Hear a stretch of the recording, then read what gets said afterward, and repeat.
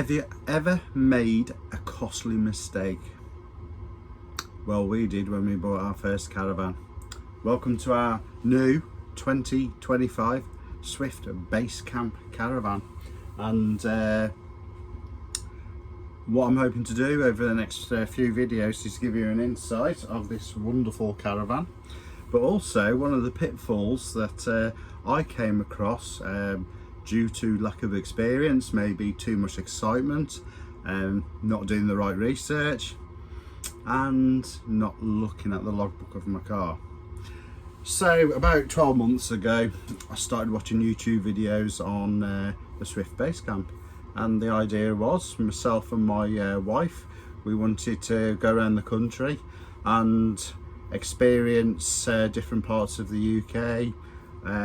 We felt, because we're a little bit older now, we're in our 50s, we wanted a bit of comfort. We've done wild camping, we've done camping, we've done hotels, all that sort of stuff in the past. When the kids were growing up, we were into our camping. Now as we've got older, we do want that little bit of luxury, but some of the things we do like doing is having a bit of adventure as well.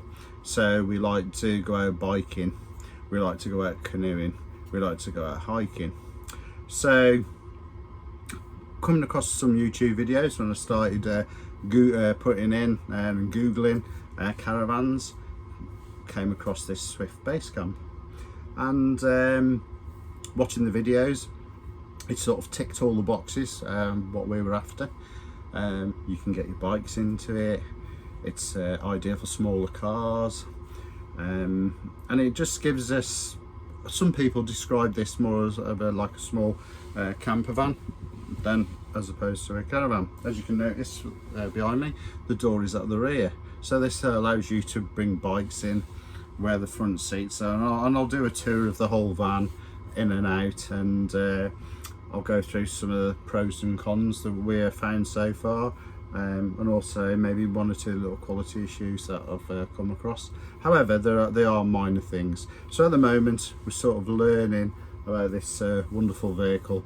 I'm just going through the sort of command centre now, and I've got my manual. Yes, I am actually going to read the manual and work out how this van works.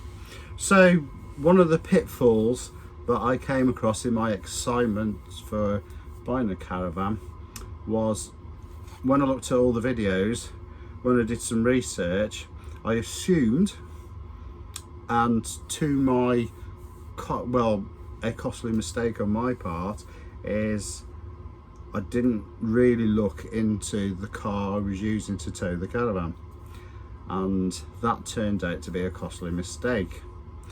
So all the research basically said a small car can pull this particular caravan. At the end of the day, it's just over a ton. It's absolutely easy to move, you know. So some of the videos I've seen, you've got master movers. I personally don't think you need that. Me and my wife quite easily pushed it onto our drive. I'm sure when we're out on different sites we can do the same, but for our age we're reasonably fit, so I can see where a master mover would come in. So I even spoke to somebody who fitted my tow bar. So bearing in mind, I had a Citroen Cactus, a C4, a 2015 model. Yes, I know it's a bit old, however I love that car. It's probably one of the first cars I've bought outright cash. Anyway, I assumed, being a diesel engine etc, that this car would be suitable for pulling this type of caravan. So got all excited. I even contacted somebody locally about having a tow bar for it, which cost me £400. So, and I said, will this pull this particular caravan? Yeah, no problem. So everything was great. We were ready to go. Went to a dealer. Well, rewind a little bit. September 2024, there was the Harrogate Caravan Show. We went there to have a look at the different caravans, statics as well, so motorhomes, vans. So we're looking at our options. Anyway, we got talking to a local dealer to where I live, up in the northeast, and we struck a deal. So we purchased this particular caravan. I think it was just under £24,000, but we got a lot of extras thrown in as well. So again, just general chatting, will the car I've got pull the caravan? Yes, no problem. So all was rosy, and we had a bit of a lead time to wait for the caravan to be built by Swift up in East Yorkshire, and we had an ETA of the 6th of December. I had to delay it a week or so because of the storm, so I had some storm damage, the fence come down. Luckily we didn't have the caravan or cars on the drive that would have caused considerable amount of damage. However, we went to the dealer, did all the paperwork, signed everything. He says, oh, just out of curiosity, what kind of car you drive? I says, oh, I've got outside, got such a C4. He says, oh, you got a logbook? Yeah, go and have a look. So the dealers use something called Tow Safe. So this is a subscription based service your dealer would use, and apparently the police use it as well. So if they pull you up while you're towing, they can actually check if your vehicle is suitable to pull that particular kind of caravan. However, if you was to go and buy a caravan second hand, you're not going to have those checks. So sat there, did all the details, and they went, Mr. and Mrs. Bood, got some bad news. Your car is not suitable or legal to pull that type of caravan. So I made the assumption that it's all based, your car must be heavier than your caravan, which would, make logical sense. However, all these other factors come into play.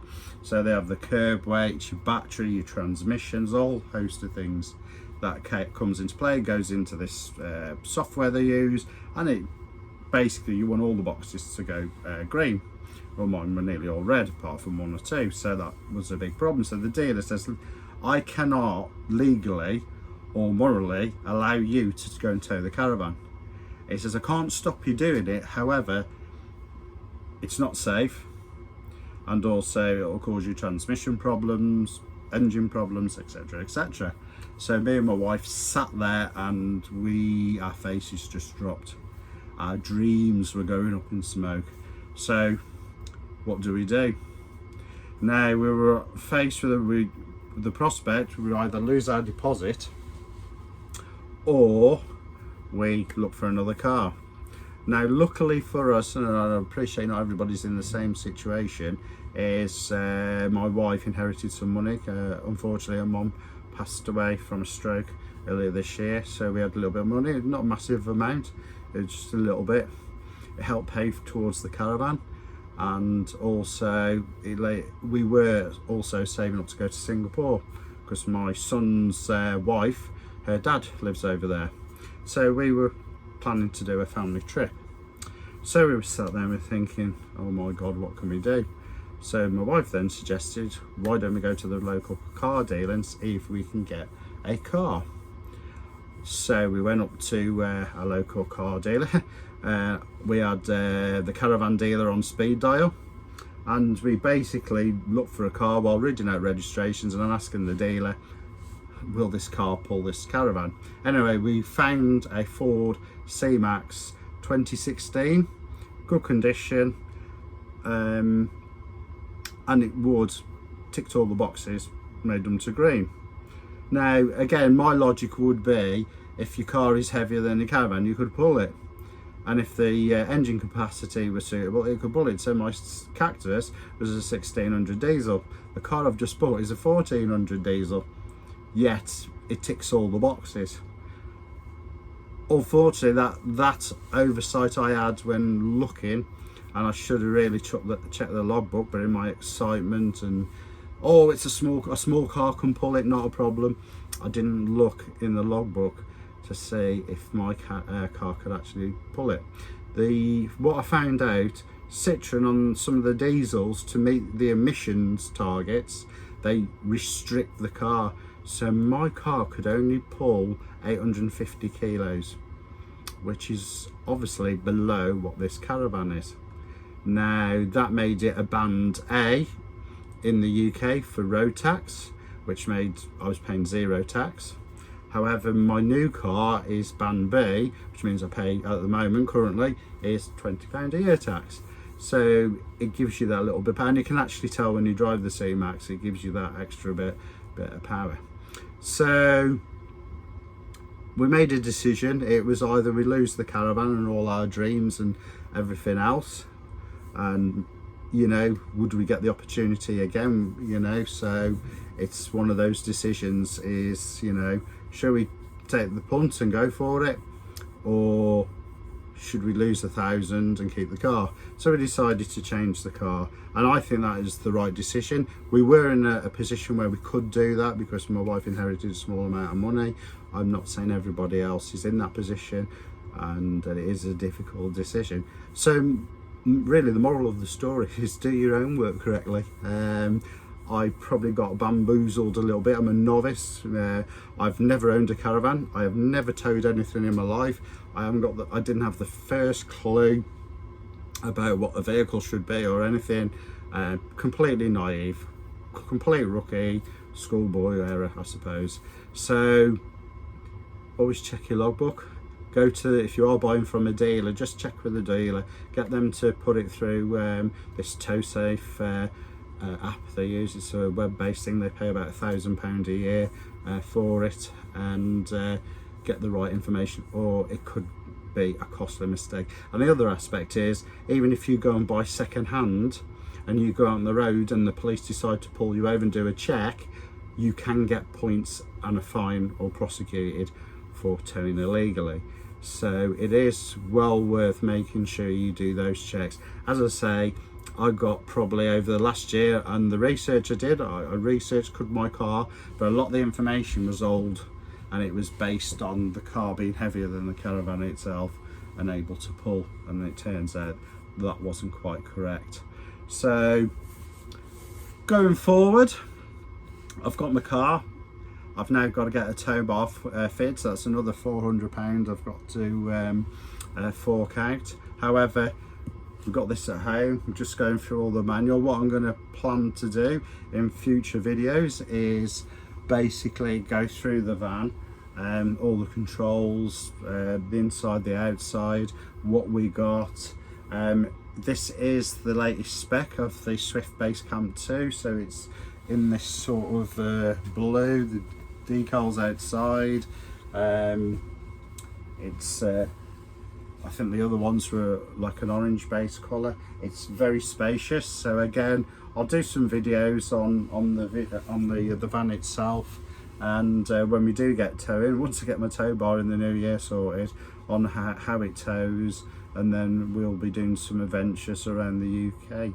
Now, if you like this video, please give it a thumbs up. I am very new to YouTube. I'm very new to making videos. So if you've got any suggestions how I can make it better, please put your comments below. If you have any comments to make on the rookie mistakes I've made, it may be you disagree. Now, some people I've spoke to disagree with what the dealer is saying. So have I made the right choice or not? I think my car was starting to play up a little bit.